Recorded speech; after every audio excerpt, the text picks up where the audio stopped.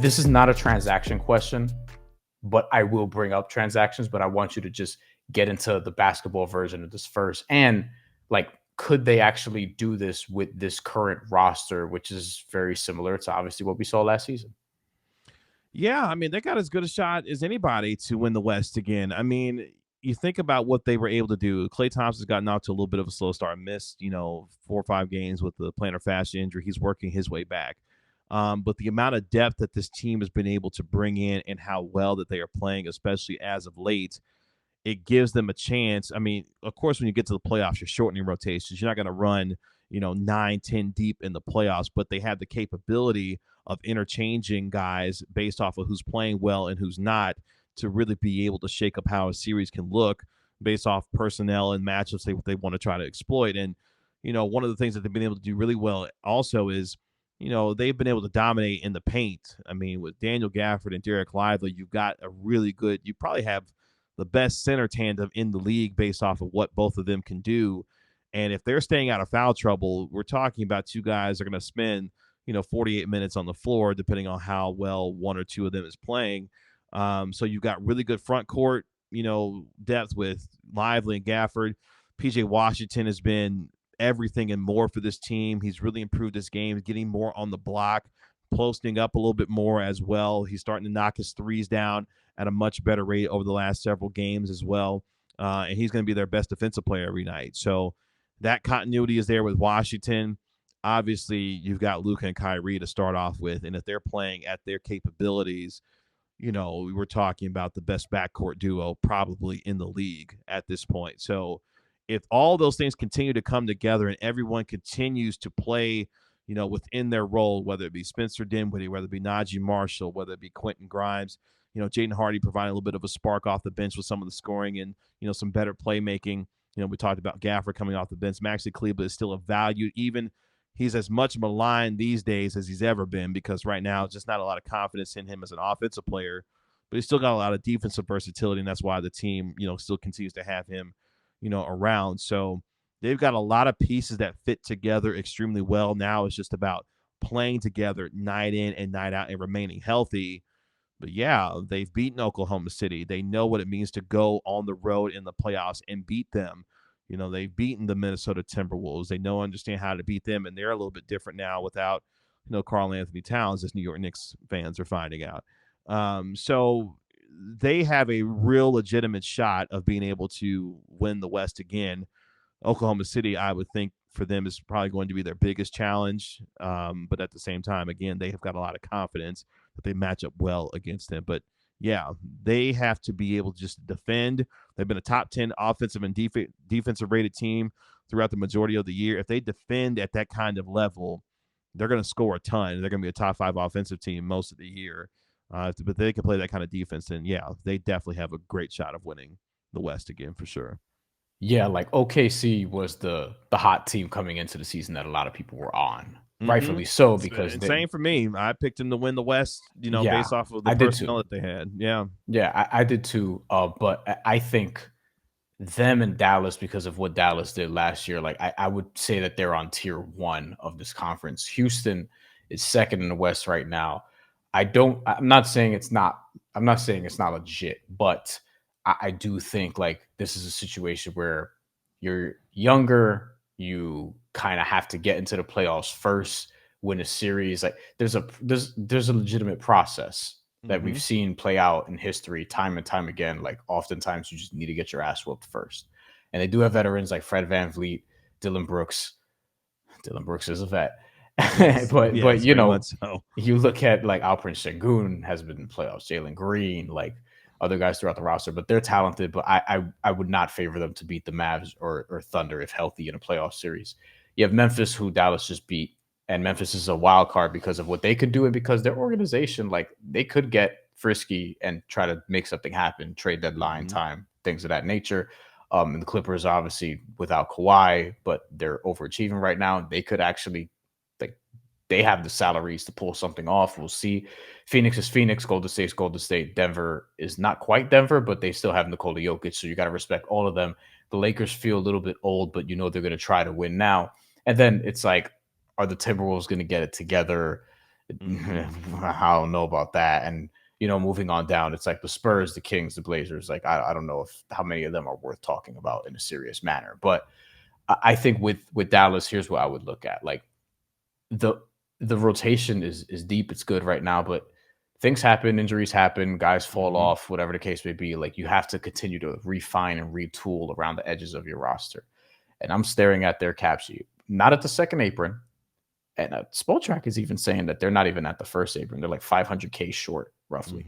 So like they're not in salary cap hell right now. Maxi Kleber, 11 million. We have Dwight Powell, 4 million. We have Omax Prosper, rookie scale contract. Like I'm looking at deals that they can potentially like execute. Dante Exum expiring 3 million. Like these are some of the salaries I feel like you're looking at. The Kleber one especially, because you're keeping Gafford, who's at 13.3. You're keeping PJ Washington, who's at 15.5. You probably ought to extend PJ Washington, honestly, when his time is up. You're keeping Clay 15.8 right now. And Najee, you're keeping him at 8.5, and obviously you're keeping Lively. Maxi Kleber is the one to me. I don't know if you throw in Grimes because you haven't extended him, whatever, but like it kind of depends. But they have that 11 million, which is so powerful because like in order to make a deal in today's NBA, you need something between like 10 and 20 oftentimes. And if you're going to piece it together, Kleber's at 11, Powell's at 4, Omax Prosper, who I loved coming into I really liked coming into the draft, but he's a young piece who hasn't been able to find his way into the rotation. So that's somebody that you can move off from and be like, hey, we're trying to win now. You need a spot where you can play, no harm, no foul. Those three guys get you to roughly 18 million, and you could be talking about some serious players there. So, I mean, are they looking to sort of retool maybe around the edges a little bit? Are they looking to upgrade? Are there names? Like, what is the situation there? Yeah, and Jaden Hardy's also another name you could throw in there too. He signed, a nice little mini extension, with Dallas, so he's making about $6 million on that extension a year. Over the next starting next year, yeah. So he's a guy that you can move as well to be able to, and that's one of the reasons why Hardy can continue to up his trade value by playing well, being able to score and being able to do some playmaking things because he could definitely be utilized as a trade piece. But yeah, Maxi Kleber is the one. I mean, he is in the middle of a 3-year, $33 million, contract extension right now. Basically. So he'll be on an expiring going into next season as far as his deal is concerned. So he has a chance to be able to, if you move him, you got a reasonable salary to be able to utilize and then bring someone in to help because I do think they need some additional front court help. They've got a lot of guards. The Mavericks got a ton of guards between Hardy and Dinwiddie, Dante Exum, who's injured right now, is a valuable piece for them. Obviously, we mentioned with Quentin Grimes, they got a lot of guards, ton of guards, but they could use some front court help. A guy that, I like in particular that I think could help them, immediately, could shoot the ball well, is long defender, but also still relatively young and athletic. I mean, he's 31, 32, but Larry Nance Jr. from Atlanta, I think would be a really nice fit, for Dallas. He's got the requisite salary. I think it's around 10 or 11 million dollars that he's making a year, if I remember correctly, with Atlanta. So he would fit, I think, nicely here and isn't afraid to shoot the three. Maxi, confidence-wise right now, offensively, not sure what's going on with him. But I think a Larry Nance Jr. type of player would be a perfect fit and provide some real front court depth for this team. Like I said, another versatile defender who can shoot a little bit as well. I think would be a nice backup to a guy like PJ Washington, where he kind of does a little bit of everything. But that's kind of the name for me that's kind of sticking out immediately when it comes to based off of their salary cap situation and what they're trying to achieve there. Yeah, that's kind of the spot for me I'm looking at because 5, obviously, you have, what did we say? Gaffley or whatever the case may be. You have Gafford and Lively there. I'm not going to make that a thing because it's corny. But like you're kind of looking at someone who, I mean, maybe they can play some 5, but you want them predominantly to be able to play the 4, maybe even a combo forward.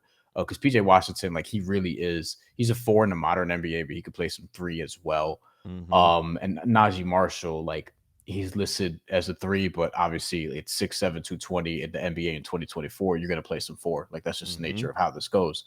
And like if you're sending out Maxi Kleber and potentially Dwight Powell, which I don't know, Dwight Powell may just be a Mav or a Mav lifer, He's a Mav lifer. He's not So going anywhere. I don't think Yeah. he's good. So Kleber's the one at 11. Omax Prosper is at like 3-ish. So that gets you to like 14, which is Onyeka Okongwu range, but I don't think Atlanta would or should trade Okongwu. I actually think they should try to flip Capella, but that's another story for another day. Agreed. But when you're in that range, I mean, that gets you to Dorian Finney-Smith, who's at 15. And that's another fan favorite. That's another name that Mavericks fans, ever since they moved him on, obviously to acquire Kyrie Irving, Mavericks fans have wanted to have Dorian back here in Dallas for obvious reasons. He's a fan favorite, will always be a fan favorite. I just don't know if that's a reunion that will actually happen, just given just the circumstances and what the team, how different they are now. And honestly, it'd be kind of going backwards a little bit, I think, based off of what they have now. But yeah, if Dorian came back, I mean, he would be able to fit in well. He knows how to play with Luka and everything else. That would be fine. Another name that some Mavs fans have been throwing out there, I don't know necessarily if I'm on board with it yet. A guy like Obi Toppin is another name, and he's a little erratic at times. Like, he's fun, but he's erratic. Exactly. Yeah, fun, but the word I would definitely use is erratic. So, I mean, he's an athletic guy that obviously can get out on the break and finish, out in transition really well. But 13 million, then 14, then 15, and 16. Exactly. So he kind of fits in that range there as well. Yeah. The problem there is Oklahoma City is going to dare him to shoot in the playoffs. Exactly. You know what I mean? Like other teams are going to dare him to shoot in the playoffs. Mm-hmm. With Dorian Finney-Smith, I mean, he's there to shoot in the playoffs. Like Dallas has done this before. Like he's kind of, now that I said it out loud, and the thing is, the Nets want a good amount. Like they want a pick. Minimum, maybe more. Like there's been reports of them wanting I don't know if you're getting 2 firsts for Dorian Finney-Smith, all due respect. But I mean, I'd be interested in Omax Prosper if I were a rebuilding team. And I'll take Maxi Kleber's salary because like what does it hurt me? Like if you're telling me if I'm getting Maxi Omax a first for Dorian Finney-Smith, like I would take that if I'm them. Could you do better? Perhaps. Like maybe it depends on how desperate somebody else is, but I think that's a fun one. We're like reuniting with some like Spencer Dinwiddie, so to speak, somebody who was on that team also that went to the Western Conference Finals.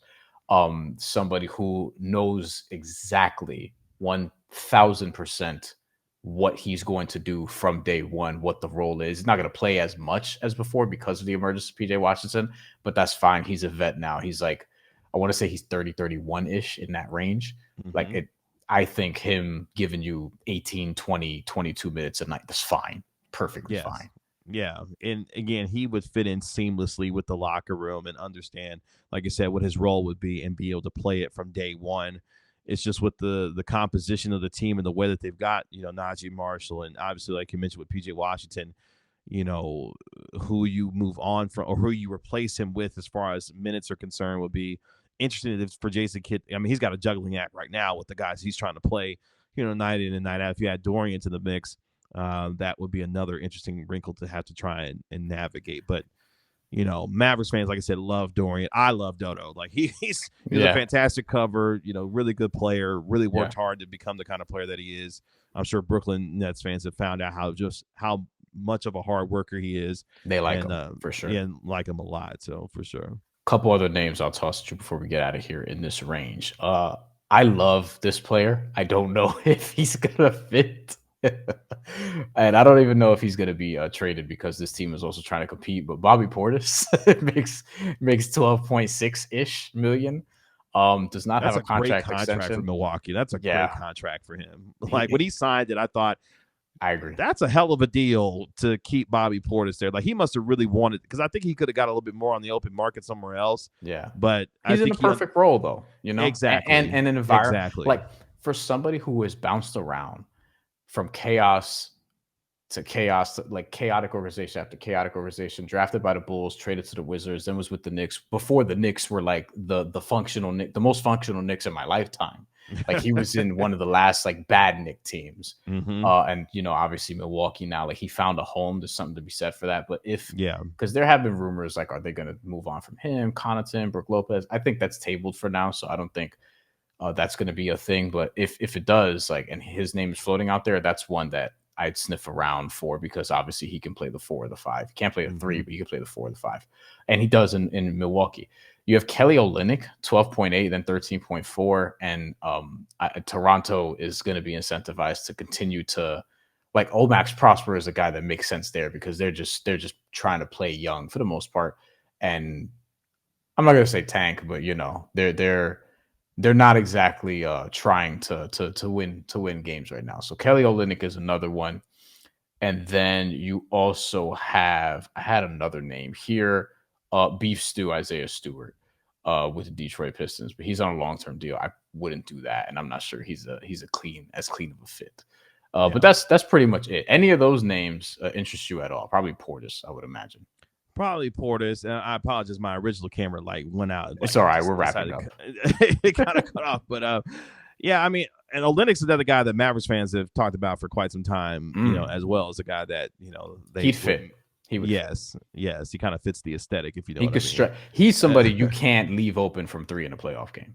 Yeah, exactly. So, but of those names, I mean, Bobby Portis would be the one if he were made available, which, again, I would not imagine that Milwaukee would do that based off. I mean, they're winning games now. I mean, although they did get smoked tonight by the Atlanta Hawks, but they've been winning games. I mean, they had won, 9 straight or something like that. So the Mavs had the best winning streak again. Yeah. Then the Mavericks now do have the longest winning streak currently in the association with the Hawks beating the Bucks, and apparently the Miami Heat just beat the brakes off the Lakers tonight. So. Tyler Hero had like 7 straight threes at one point. It was ridiculous.